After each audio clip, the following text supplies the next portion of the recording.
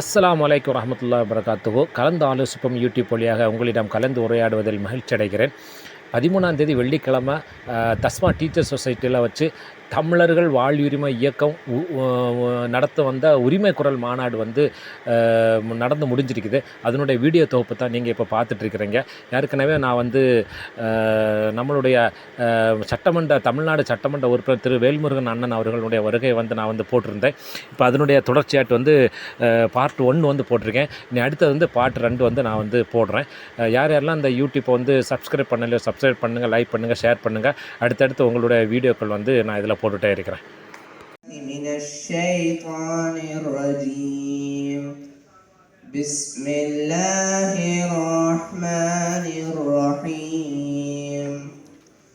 تبارك الذي بيده الملك وهو على كل شيء قدير الذي خلق الموت والحياة ليبلوكم أيكم أحسن عملا وهو العزيز الغفور الذي خلق 7 سماوات طباقا ما ترى في خلق الرحمن من تفاوت فارجع البصر هل ترى من فطور ثم ارجع البصر كرتين ينقلب إليك البصر خاسئا وهو حسير ولقد زينا السماء الدنيا بمصابيح وجعلناها رجوما للشياطين وأعتدنا لهم عذاب السعير وللذين كفروا بربهم عذاب جهنم وبئس المصير إذا ألقوا فيها سمعوا لها شهيقا وهي تفور تكاد تميز من الغيظ كلما ألقي فيها فوج سألهم خزنتها ألم يأتكم نذير قالوا بلى قد جاءنا نذير فكذبنا وقلنا ما نزل الله من شيء إن أنتم إلا في ضلال كبير وقالوا لو كنا نسمع أو نعقل ما كنا في أصحاب السعير فاعترفوا بذنبهم فسحقا لأصحاب السعير وللذين كفروا بربهم عذاب جهنم وبئس المصير وأسروا قولكم أو اجهروا به إنه عليم بذات الصدور ألا يعلم من خلق وهو اللطيف الخبير هو الذي جعل لكم الأرض ذلولا فامشوا في مناكبها وكلوا من رزقه وإليه النشور أأمنتم من في السماء أن يخسف بكم الأرض فإذا هي تمور أم أمنتم من في السماء أن يرسل عليكم حاصبا فستعلمون كيف نذير أولم يروا إلى الطير فوقهم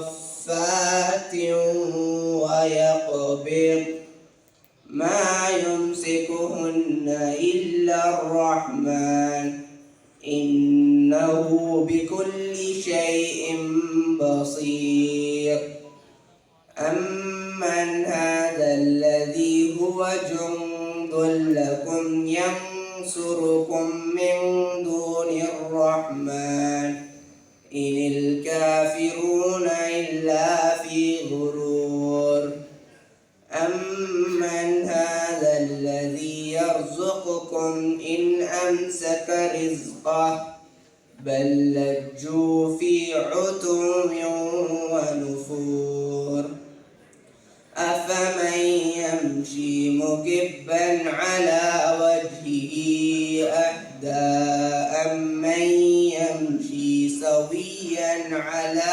صراط مستقيم قل هو الذي أنشأكم وجعل لكم السمع والأبصار والأفئدة قليلا ما تشكرون قل هو الذي ذرأكم في الأرض وإليه تحشرون ويقولون متى هذا الوعد إن كنتم صادقين قل إنما العلم عند الله خير من اللهو ومن التجارة والله خير الرازقين فلما رأوه زلفة سيئت وجوه الذين كفروا وقيل هذا الذي كنتم به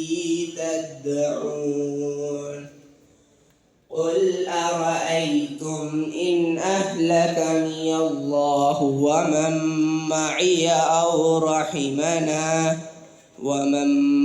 أو رحمنا فمن يجير الكافرين من عذاب أليم قل هو الرحمن آمنا به وعليه توكلنا فستعلمون من هو في ضلال مبين قل أرأيتم إن أصبح ماؤكم غورا فمن يأتيكم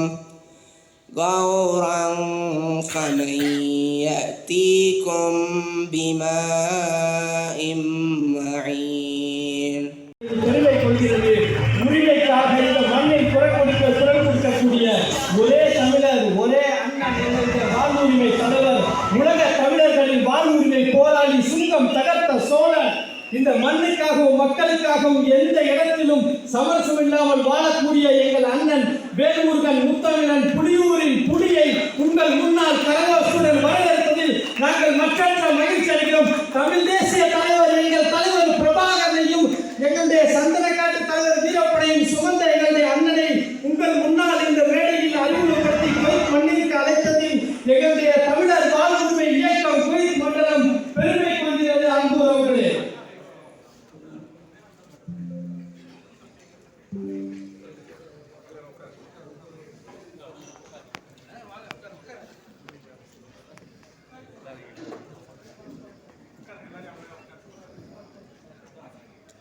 வெளியே இருக்கக்கூடிய உறவுகளை உள்ளே வந்து அமர சொல்லுமாறு நிர்வாகிகள் அறிவுறுத்தி வருகிறேன்.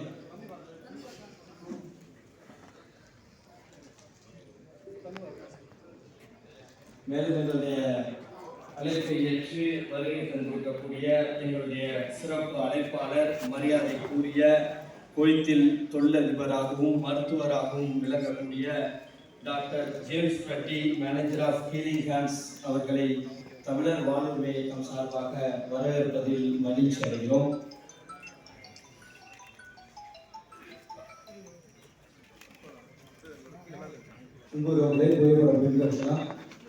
நிர்வாகிகள் அதை சரி செய்துவிட்டு அடுத்த நிகழ்விற்கு உள்ளே செல்லுமாறு கேட்டுக்கொள்கிறோம்.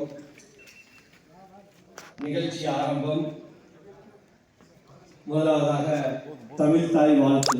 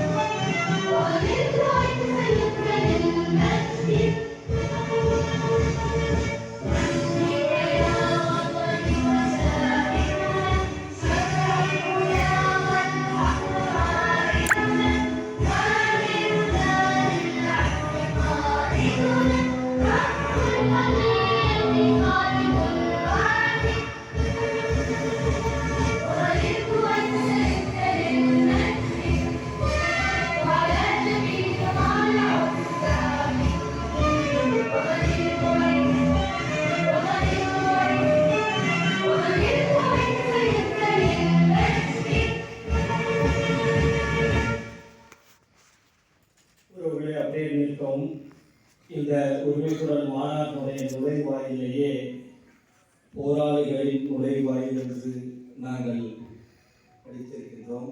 அன்புறவுகளே, இந்த மண்ணுக்காகவும் இந்த மக்களுக்காகவும் இந்த மொழிக்காகவும் எண்ணற்ற உயிர் நீத்த போராளிகளுக்காக ஒரு நிமிட மௌன அஞ்சலி.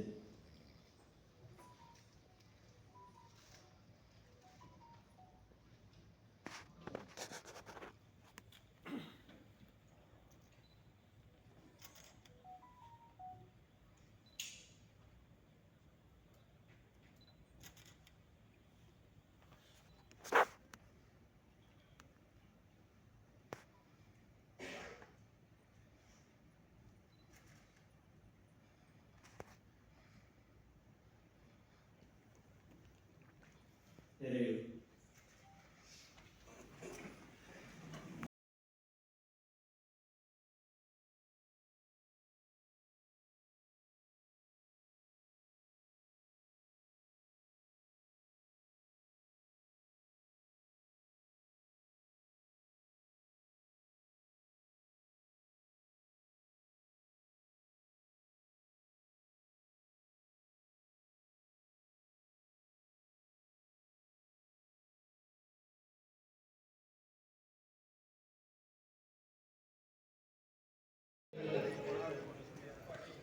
அளவற்ற அருளாளனும் நிகரற்ற அன்புடையதுமாகிய ஏகவல்ல இறைவனை போற்றி ஒரு அற்புதமான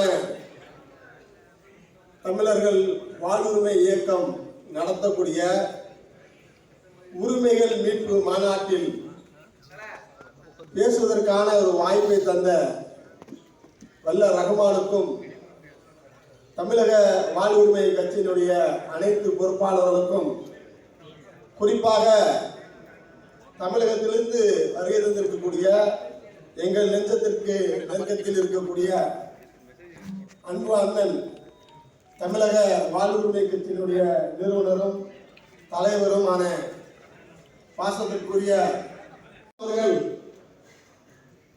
வெளிநாடு வாழ் தமிழ் நல சங்கம் அறக்கட்டளை நடத்தக்கூடிய அந்த மாநாட்டில் தான் கலந்து கொள்ள வேண்டும் என்று முடிவு எடுக்கப்பட்டது. இன்றல்ல, கொரோனா காலத்திற்கு முன்பு, கொரோனா காலத்திலே திட்டமிடப்பட்டது. அதன் பின்பு ஜூம் மீட்டிங்ல பேசப்பட்டது. இடையில மன்னர் இறந்துட்டாங்க. அதனால பல்வேறு காரணங்களால அண்ணனை கூப்பிட முடியாத ஒரு சூழ்நிலை. நாங்கள் டாக்டர் எங்களுடைய முதன்மை ஆலோசகர் டாக்டர் தேவ் பெருவி அவர்களுடைய அலுவலகத்தில் பேசிட்டு இருக்கிறோம். செப்டம்பர் 13ஆம் தேதி நாம் மாநாடு நடத்த வேண்டும் என்று. எப்படியோ தமிழர் சாவுக்கு தெரிஞ்சு போச்சு அந்த கேள்வி. இவங்க முந்திருவான போல இருக்கு, அண்ணனை நம்ம கேஸ் பண்ணிருக்கோம். ஏன்னா நம்ம கட்சி, நம்ம தலைவர், நம்ம நடத்தணும் முதல்ல அப்படிங்கிற அந்த ஒரு ஆர்வத்தில் எங்களையும் அனுமதி இல்லாம இந்த தேதியை அவங்க முடிவு பண்ணிட்டாங்க. ஏன்னா அண்ணனை கூப்பிட்டு நிகழ்ச்சியை நாங்கள் வேற மாதிரி நடத்தணும்னு திட்டமிட்டு இருந்தோம். பரவாயில்ல, தமிழக வாழ்வுரிமை இயக்கம் முதல் இந்த மாநாட்டை சிறப்பாக நடத்தி கொண்டிருக்கின்றீர்கள். 100 மாநாடு நடத்த வேண்டும், வரலாறு படைக்க வேண்டும் என்று இந்த நேரத்தில் கேட்டுக்கொண்டு ஒரு சில வரலாறுகளை மட்டும் சொல்லிவிட்டு செல்லலாம் என்று இருக்கின்றேன். அதாவது நீங்க முதல்ல வந்திருந்தப்போ பார்த்துருப்பீங்க, நடிகர் சத்யராஜ் அவர்கள், அதாவது பச்சை தமிழன் என்று சொல்லக்கூடிய, உண்மையாகவே அவர் பச்சை தமிழன் தான். அவர் பேசுறதை நீங்க கேட்டீங்களா இல்லையான்னு தெரியல. தலைவர்களில், அரசியல் தலைவர்களில் முதன்மையாக வெளிநாடுகளில் பயணிக்கக்கூடிய தமிழர்களுக்காக குரல் கொடுக்கக்கூடிய தலைவர்களில் முதன்மையாக இருக்கிறாங்கன்னா பெரிதும் அனைவரும் மதிக்கக்கூடிய ஐயா வைகோ அவர்கள் இருக்கிறாங்க. அதே லிஸ்ட்ல யார் முக்கியமா இருப்பாங்கன்னா எங்கள் பாசத்துக்குரிய அண்ணன் வேல்முருகன் அவர்கள் தான். இது நான் இந்த மேடைக்காக பஞ்ச புகழ்ச்சி பேசுவதற்காக நான் சொல்லலை. நாங்கள் அதாவது அவங்களோடு கலந்து, அவங்களோடு பயணித்து, அவங்களோடு செயல்பட்டு பல விஷயங்களை செய்ததின் அடிப்படையில் நம்ம சொல்றோம். கொரோனா காலத்தில் எல்லாம் பாதிக்கப்பட்டு பரிந்துரைத்துக் கொண்டிருந்த குவைத்தில் இருக்கக்கூடிய தமிழர்களை மீட்டெடுப்பதில் அவர்கள் காட்டிய அக்கறை, தமிழக வாழ்வுரிமை கட்சியினுடைய தலைவர் அவர்கள் வேறுபடுத்த அவர்கள் காட்டிய அக்கறை இருப்பாங்க, அதெல்லாம் சொல்லி மாளாது. இன்னும் சொல்ல போனா அவங்களுடைய சொந்த பணத்தை கொடுத்து 2 சகோதரியை தாயத்திற்கு அனுப்பக்கூடிய அந்த ஒரு சூழ்நிலையில் குவைத்தில் நிலவிச்சு. அவங்க தந்தாங்க, நம்ம 2 சகோதரிய தாய்நாட்டுக்கு அனுப்பி விட்டோம். அது மட்டுமல்ல, இன்று அயலக தமிழர்களுக்கான அடையாள அட்டை, நலவாரியம், நல அமைச்சகம்லாம் வழங்கப்பட்டு இருக்குது. இது அழகான ஒரு திட்டமிடல். அதை நான் சொல்ல விரும்புகிறேன், சரிங்களா? ஒரு அழகான ஒரு திட்டமிடல். ஐயாட்ட நாங்கள் பேசுகிறோம், அயலக தமிழர்களுக்கான எதுவுமே நடக்க மாட்டேங்குது, அந்த வாரியமும் அமைச்சகமும் அமைக்கணும் ஐயா, இதுக்கு என்ன செய்யலாம் அப்படின்னு. கவலையப்படாத, என்கிட்ட சொல்லிட்டல, நான் பிளான் போடுறேன், அதுபடி நீ செயல்படு அப்படின்னாங்க. ஆமாம், ஜூம் வழியாக மே 5ஆம் தேதி நினைக்கிறேன், அப்படித்தானங்கய்யா, மே 5ஆம் தேதி ஜூம் வழியாக ஒரு போராட்டம்ங்கிற ஒரு கோரிக்கை போராட்டம் சொல்லி ஒன்று அறிவிக்கிறோம். அப்போ அவங்க சொல்றாங்க, இதனுடைய பிரதிபலிப்பு நிச்சயமாக இப்பொழுது இருக்கக்கூடிய தமிழக முதல்வராக இருக்கக்கூடிய முத்தமிழ் அறிஞர்களுடைய மகனாக இருக்கக்கூடிய மு.க. ஸ்டாலின் அவர்கள் இதற்காக பதிலுரைப்பார், நீங்கள் அதை பார்க்கத்தான் போறீங்க அப்படின்னாங்க. சரியான திட்டமிடல். ஒரு வாரமாக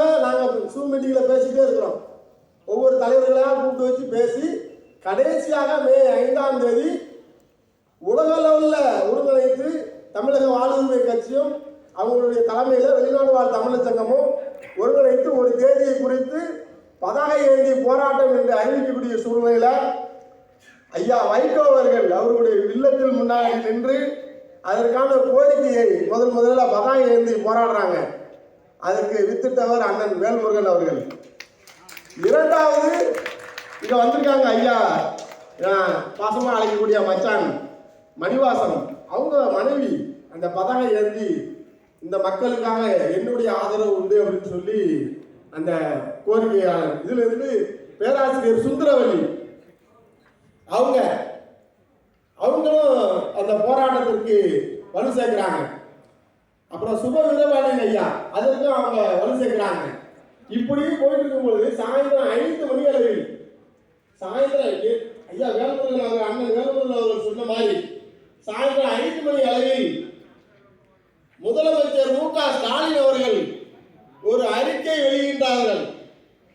நாங்கள் மறுபடியும் ஆட்சிக்கு வந்தால், இப்ப அதிமுக ஆட்சி நடக்குது, நாங்கள் அடுத்த முறை நாங்கள் ஆட்சிக்கு வந்தால் நிச்சயமாக நலவாரியம் நல அமைச்சகம் அமைத்து தருவோம் அப்படின்னு சொல்லி அதுக்கான ஒரு கோரிக்கையை மக்கள் மத்தியில் நாங்கள் வந்தால் செய்வோம் சொல்லி ஒரு உறுதிமொழி கொடுக்குறாங்க. கொய்த்தில் அயலக திமுக தியாகராஜன் தலைமையில் அந்த போராட்டத்தை முன்னெடுத்தாங்க. தனியாகவே போஸ்டர் போட்டு நிச்சயமாக இந்த நலவாரிய நல அமைச்சகம் வேண்டும் என்று அந்த போராட்டத்துக்கு வலு சேர்த்தாங்க. அதே மாதிரி ஆட்சி வந்தது, நலவாரியம் நல அமைச்சகம் அமைக்கப்பட்டது. அதற்கு மிகவும் வித்திட்டவர் மிக முக்கியமான காரணம் ஐயா அண்ணன் வேல்முருகன் அவர்கள். இது இன்னும் பின்னாடி ஒரு வரலாறு இருக்குது. இறந்து போன கொய்த்தில் பெரியாராக வாழக்கூடிய ஐயா செல்ல பெருமாள், அது ஒரு வரலாறு இருக்குது. தமிழின தலைவர் ஐயா வீரமணி அவர்கள் வரும்பொழுது அந்த வரலாறை பேசுவோம். நிச்சயமாக அவர் கூட்டுட்டு வருவீங்கன்னு நினைக்கிறேன். அது அந்த வாய்ப்பை எங்களுக்கு தரமாட்டுக்காரு அவர் யாரு சித்தார்த்து. இந்த மாதிரியாக இந்த தமிழர்கள் வெளிநாடு வாழ் தமிழர்கள் நலனில் அக்கறை காட்டக்கூடிய தலைவர்கள் ரொம்ப கம்மியா இருக்கிறாங்க. எனக்கு பிடித்த அரசியல் தலைவர்களில் முதன்மையாக இருக்கக்கூடியது யாருன்னா அந்த வேல்முருகன் அவர்கள் தான்.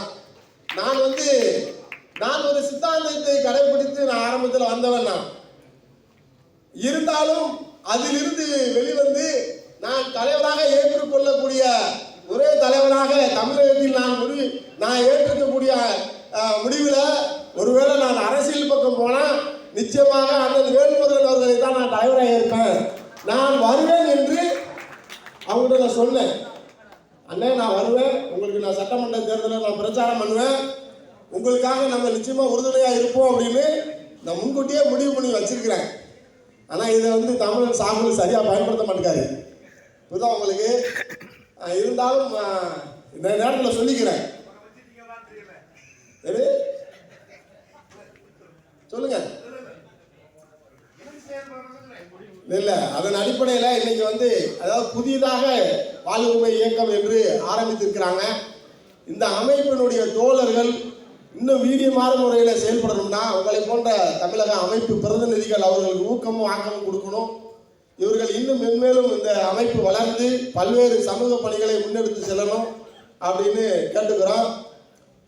அண்ணன் நாளைக்கு காலையில் உங்களை சந்திக்கிறோம். கிட்டத்தட்ட ஒரு 30க்கும் மேற்பட்ட கோரிக்கைகளை நாங்கள் வைத்திருக்கிறோம். இங்கு சொன்னால் நேரம் பத்தாது, அதனால் நான் முடித்துக் கொள்கிறேன்.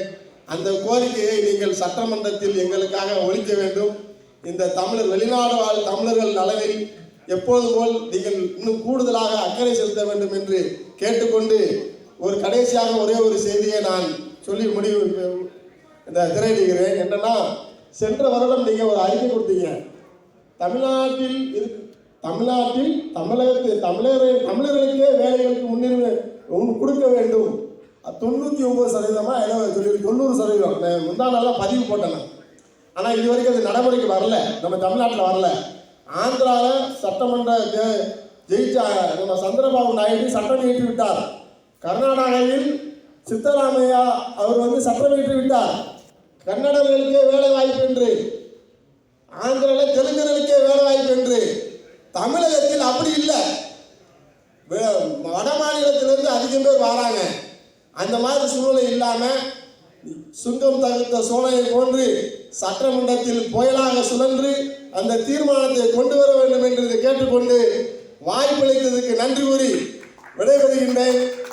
இன்னொரு செய்தி சொல்லிட்டு, வருகின்ற செப்டம்பர் 27ஆம் தேதி வெளிநாடு வாழ் தமிழர்கள் நலன் காக்கக்கூடிய மாபெரும் பெருந்திரள் மக்கள் மாநாடு நடத்த திட்டமிட்டிருக்கின்றோம்.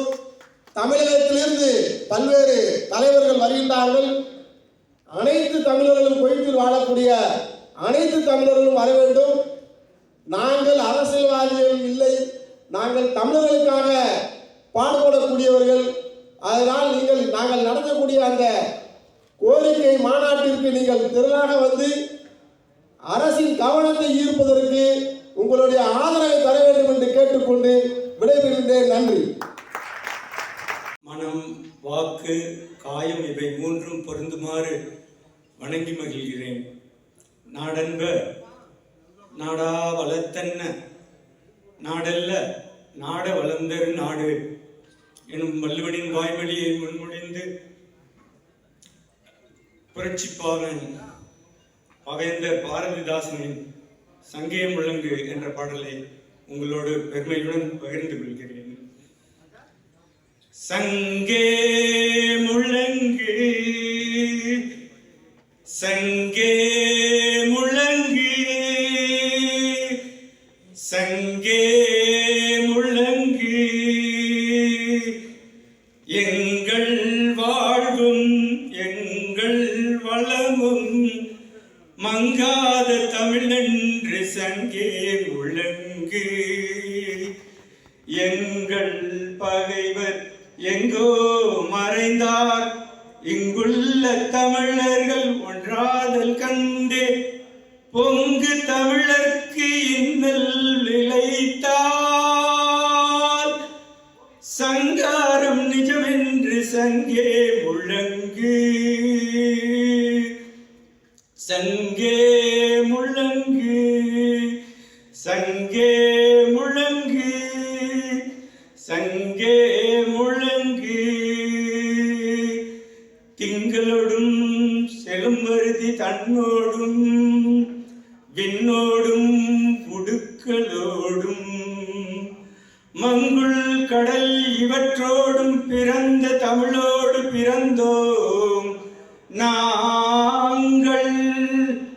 ஆண்மை சிங்கத்தின் கூட்டமென்று சிறியோர்க்கு ஞாபகம் செய் முழங்கு சங்கே சங்கே முழங்கு சங்கே முழங்கு சங்கே முழங்கு. வெங்கொடுமை சாக்காட்டில் விளையாடும் தோழங்கள் வெற்றி தோள்கள், கங்கை போல் காவிரி போல் கருத்துக்கள் ஊறும் உள்ளம் எங்கள் உள்ளம். செங்குருதி தணில் கமழ்ந்து வீரம் செய்கின்ற தமிழ் எங்கள் மூச்சாம், தமிழ் எங்கள் மூச்சாம், தமிழ் எங்கள் மூச்சாம் என்று கூறி செவிமடுத்த நீங்களும் உங்கள் அன்பு குடும்பத்தினரும் செல்வம், இளமாண்பு, சீசிறப்பு, நற்கீர்த்தி, கல்வி, அறிவு, கவிதை ஓங்கி வாழவும், உங்களுடைய அன்பு செல்வங்கள் அளவற்ற கல்வியாளவும் உலகாலும் அறிவாட்சி திறமும் பெற்று மேலோங்கி வாழவும், உங்களுடைய இனிய இல்லற வாழ்க்கையானது வையத்துள் வாழ்வாங்கு வாழ்பவன் வானுரையும் தெய்வத்துள் வைக்கப்படும் எனும் வள்ளுவனின் வாய்மொழியில் சிறக்கவும் வல்ல இறைவனை பிரார்த்தித்தவனாய் அமர்கிறேன். நன்றி. வாழ்க வளமுடன்.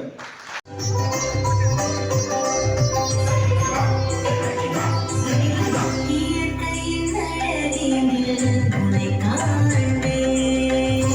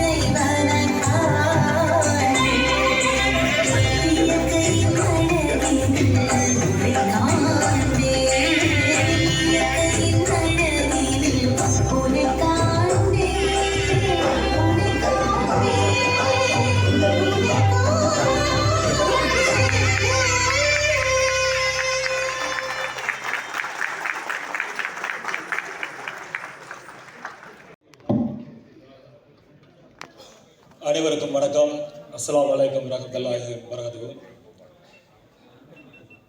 தமிழர் வாழ்வுரிமை இயக்கம் நடத்தக்கூடிய தமிழர் வாழ்வுரிமைக்கான இந்த மாபெரும் மாநாட்டிற்கு வருகை தந்துள்ள சிறப்பு விருந்தினர், சட்டமன்ற உறுப்பினர், சுங்கம் தகர்த்த தோழன் அண்ணன் திரு வேல்முருகன் அவர்களே, குவைத்தில் நடக்கக்கூடிய பெருமிதமான நிகழ்வுகளுக்கு முதன்மை கொலையாளராக விளங்கக்கூடிய ஹைதர் குரூப் நிறுவனர் டாக்டர் SM ஹைதர் அலி அவர்களே மற்றும் தமிழகத்தை சேர்ந்த பிரதிநிதிகளே, அரசியல் கட்சி பிரமுகர்களே, குவைத்தில் வாழக்கூடிய கலகலப்பு நண்பர்களே, உங்கள் அனைவருக்கும் மீண்டும் ஒரு சலாத்தையும் வணக்கத்தையும் கூறிக்கொண்டு எனது உரையை தொடங்குகிறேன். இதே 2024ஆம் ஆண்டு பிப்ரவரி மாதம் தான் தமிழர் வாழ்வுரிமை கட்சி இங்கே குவைத்து மாநிலத்தில் உதயமாகிறது. கிட்டத்தட்ட இப்போ 6 மாத காலத்துக்கு அடுத்த கட்டத்தில் இப்போ நம்ம மாநாட்டில் முதல் மாநாடாக இதை அரங்கேற்று பண்ணியிருக்காங்க தமிழர் வாழ்வுரிமை கட்சியினுடைய தம்பிகள். நான் முதல்ல அவங்களுக்கு மனதார வாழ்த்துக்களை சொல்லிக்கிறேன். எப்படி நம்ம ஒரு ஐயப்ப பக்தர்களாக கன்னி சாமி சொல்லுவாங்களோ அது மாதிரி கன்னி தம்பிகள் எல்லாம் இங்கே. அதனால் அவங்களுக்கெல்லாம் இப்போ தவறுகள் எதாவது இருந்தால் பொறுத்தலுங்க. சாகுல் சொன்ன மாரி குறுகிய காலத்தில் நாங்கள் நெருக்கமாக இருந்தாலும் அந்த நெருக்கமாக இருக்கிற காலத்தில் எவ்வளோ புரிதல் இருந்துச்சோ அந்த புரிதல் அடிப்படையில் நான் சில விஷயங்களை இங்கே சொல்ல கடமைப்பட்டிருக்கிறேன். குறிப்பாக கொஞ்ச நேரத்துக்கு முன்னாடி பேசிட்டு போன வெளிநாடு வாழ் தமிழக நலச்சங்கத்தினுடைய ஒருங்கிணைப்பாளர் ஐயா நிலைமேற்காரி அவர்களுடைய பரிவான கவனத்திற்கு என்னன்னாக்கா, அவர் சொன்னார் இந்த செப்டம்பர் 13 டேட்டு எப்படியோ கசிச்சிருச்சு அப்படின்னு சொல்லிட்டு. உண்மையாக சொன்னால் அவரோட நெருக்கத்தில் இருக்கிறதுனால நான் சொல்கிறேன், கடமைப்பட்டுக்கிறேன். அப்படி இல்லை, ஒரு 3 மாதத்துக்கு காலத்துக்கு முன்னாடியே எப்போ இந்த கோடை விடுமுறை முடிஞ்சு ஸ்கூல் ஆரம்பிக்குது, அந்த லீவ் வருதுன்னு சொல்லி என்கிட்ட தான் பகிர்ந்து கேட்டுருந்தாப்புல. அப்போ அதன் அடிப்படையில் நம்ம பேசி முடிவெடுத்தது தான் இந்த செப்டம்பர் 13. அதனால் இது யாரும் தகவல் கொடுத்தாங்கிறதுலாம் இல்லை. ஏன்னா அப்படி நீங்கள் எடுத்துக்கிட்டீங்கன்னாக்கா அப்புறம் உங்களுக்குள்ளே கற்பாடு இருக்குன்னு நினச்சிட்டு யாராவது கலை எடுத்துடாதீங்க. அது நேரத்தில் சொல்ல கடமைப்பட்டுக்கிறேன். ஏன்னா இது யதார்த்தமாக நடந்தது தான், இதுதான் யதார்த்தமான உண்மை. பந்திக்கு முந்திக்கிற போல் நாங்கள் தேதிக்கு முந்திக்கிட்டாங்க அவங்க ஹை சார் பண்ணிட்டு, அவ்வளோதான். இதுதான் சம்பவம் நடந்தது. அதேமாரி நாங்கள் அடுத்த செப்டம்பர் 20க்கு நாங்கள் தேதி புக் பண்ணிட்டோம். இல்லைனா அதுவும் அவங்க வந்திருப்பாங்க, அதுக்கு நாங்களும் வந்துக்கிட்டோம். ஸோ இப்படி தான் நடந்ததே தவிர இது யாரும் சொல்லி எப்படியோ தெரிஞ்சவங்க பண்ணலை. அதே மாதிரி ஜனவரி மாதம் பொங்கலை முன்னிட்டு, தமிழர் திருநாளை முன்னிட்டு அண்ணன் வேலுமுருகன் அவர்களால் அழைக்கணுங்கிறது திட்டமிடல் இருந்தது, உண்மை. ஆனால் நிறைய பேருக்கு தெரியும், மன்னர் இருந்தது, நிறைய பிரச்சனைகள் சூழ்நிலைகளால் அதெல்லாம் நிகழ்ச்சிகள் ஒத்திவைக்கப்பட்டது, கேன்சல் ஆகினது. அதனால தான் அதுக்கப்புறம் பிப்ரவரியில் இவங்க உதயமானதுக்கப்புறம் சரி உதயமான கட்சி வந்து அதோடைய தலைவர் வந்து போகிறது தான் முதல் முறையாக அழகாக இருக்கும் அப்படிங்கிற அடிப்படையில் தான் அண்ணன் வேலுமுருகன் இப்போ முதல் முறையாக அந்த நிகழ்ச்சி வந்துருக்கிறாங்க. அது இல்லாமல் இதுக்கப்புறம் தான் அவங்க நிகழ்ச்சி வரும்போது இப்போ அதுக்கு வர முடியாது, இப்போ இதுக்கு மட்டும் வந்து அதுலேயும் போக முடியாது. ஆக்சுவலாக அண்ணன் வந்து வந்தால் 10 நாள் இருக்கலாங்கிற பிளானில் தான் இருந்தார். ஆனால் இப்போ சில சூழ்நிலை காரணமாக அவங்க திரும்ப இப்போ ஊருக்கு போக வேண்டிய ஒரு சூழ்நிலை. அதனால் எந்த நிகழ்வு இருக்க மாட்டாங்க, இந்த நிகழ்வுகளை விட முடிச்சுட்டு கிளம்புறதா இருக்குது. அப்படி இருக்கிற சூழ்நிலை வாழ்வுரிமை கட்சியினுடைய தம்பிகள் வந்து எல்லாம் ஏற்பாடு நல்லா சிறப்பாக போயிட்டு இருக்க சமயத்தில் துரதிர்ஷ்டமாக தமிழன் சாகுலுடைய குடும்பம் வந்து ஒரு விபத்துக்குள்ளாகும்போது அவங்கள பாட்டியும் அவங்க தவறுறாங்க. அவங்க அம்மாவுக்குலாம் சில நேரத்தில் உடம்பு சரியில்லாமல் ஆஸ்பத்திரியில் சேர்க்க வேண்டிய சூழ்நிலை. நிறைய பேர் உண்மையிலே மனசு உடைஞ்சு போயிட்டாங்க. அப்போ இங்கே இருந்தபடியே புதுக்கோட்டையில் தமிழர் வாழ்வுரிமை கட்சியினுடைய தோழர்கள் ஒவ்வொருத்தரும் உடனே முன்னெடுத்தாங்க அந்த விஷயத்த. சும்மா சொல்லக்கூடாது, ஒருத்தருக்கு ஒன்றுனா பதறி வர்றது வந்து குடும்ப உறவுகளாக இருக்கோ இல்லையோ, உண்மையாக சொல்ல போனால் நண்பர்கள். அந்த விஷயத்தில் தமிழர் வாழ்வுரிமையுடைய தோழர்கள் தம்பிகள் உடனே வந்து அந்த இடத்துல வந்து களத்தில் நின்று அவங்கள ஆசிரியத்தில் சேர்த்து என்ன வேணும்னு அடுத்தடுத்து உடனே செஞ்சாங்க. அந்த நேரத்தில் இந்த வேல்முருகன் அமெரிக்காவில் வேறு இருந்து உடனே என்னப்பா உதவி வேணும், அப்போல செய்திகளை எங்கே பண்ணுங்க, என்ன செய்யுங்க, டாக்டரை கன்சல்ட் பண்ணுங்கன்னு சொல்லி உடனே ஆதரவு கொடுத்தாங்க. இதே எதுக்கு சொல்ல வரேன்னா, ஒரு மாநாடுகளை வச்சுட்டு இந்த மாதிரி ஒரு சூழ்நிலை வரும்போது யாராக இருந்தாலும் ஒரு அப்செட் ஆகிடுவாங்க. அதுமாரி தான் அவங்களுக்கு நடந்துச்சு. எல்லாருமே தம்பிகளாக எல்லாம் ஊருக்கு போக வேண்டிய சூழ்நிலை. சரி முடிஞ்ச அளவுக்கு போங்க, என்ன நடக்கிறதோ பார்க்கலாம் அப்படின்னு சொல்லிட்டு போகுது. அப்போ அடிக்கடி ஊரில் போய் சொல்லாப்புல என்ன நடந்தாலும் சரிண்ணா, நான் கண்டிப்பாக மாநாடு நடத்தியே ஆகணும், அதுக்கு தகுந்த உண்டான வேலைகளை கொஞ்சம் செஞ்சே ஆகணும்னு சொல்லி களத்தில் இறங்கினாங்க தம்பிகள்லாம். உண்மையை சொல்ல போனால் நான் செப்டம்பர் 20 நம்மளோட நிகழ்ச்சிக்கு நான் ஸ்பான்சர் வாங்குறதுக்கு மற்ற இடத்துக்குலாம் ஃபாயிலுக்கு ஜகராக்கெலாம் போனால் இவங்களோட போஸ்டர் அங்கே ஒட்டி இருந்துச்சு. அந்த அளவுக்கு வேகமாக போயிட்டுனாங்க. இதுக்கடா இது செம ஸ்பீடாக இருக்காது தம்பிகள். அங்கேருந்தே அந்த மாதிரி எல்லாரையும் ஒரு ரவுண்டு அடி செயல்படுத்த வச்சுருந்தாப்புல. அதுதான் உண்மையானது. உண்மையிலே இந்த தமிழர் வாழ்வில் இருக்கக்கூடிய ஒவ்வொரு தம்பிகளும் உண்மையான செயல் வீரர்கள், கள போராளிகள். அவர் அண்ணனை மாரி களத்தில் இறங்கி போராடக்கூடிய உறுதி மிகுந்த திடமான தம்பிகள் என்பது இந்த நேரத்தில் தெரிவித்துக் கொண்டு அவர்களுக்கு வாழ்த்துக்களை தெரிவித்துக் கொள்கிறேன். பொதுவாக நான் வந்து எந்த கட்சியை சேர்ந்ததும் இல்லை, ஆனால் எனக்கு ஒவ்வொரு கட்சியிலும் ஒரு ஸ்டைலாக இருக்கிறவங்கள ஒருத்தரம் பிடிக்கும். அந்த வகையில் எனக்கு வேல்முருகனை பிடிச்சது அந்த அதிரடியாக அவங்க தம்பிகள் தோழர்கள் இறங்கி சுங்கத்தை தவிர்த்தாங்க பாருங்களா, மாஸ்டர். ஏன்னா லேடிஸ்களுக்கு பொதுவாகவே அரசியல் அந்த அளவுக்கு ஈடுபாடு இருக்காது. எங்கள் பெரியம்மாவுக்கு ஒரு 65-68 வயசு இருக்கும். அவங்க சொல்கிறாங்க, யாருப்பா அது ஒருத்தவங்க சொங்கம் தவிர்த்தாங்களே அந்த தம்பியா அப்படிங்கிற மாதிரி கேட்குறாங்க. இந்த ஃபோட்டோலாம் பார்த்துட்டு போயிடல.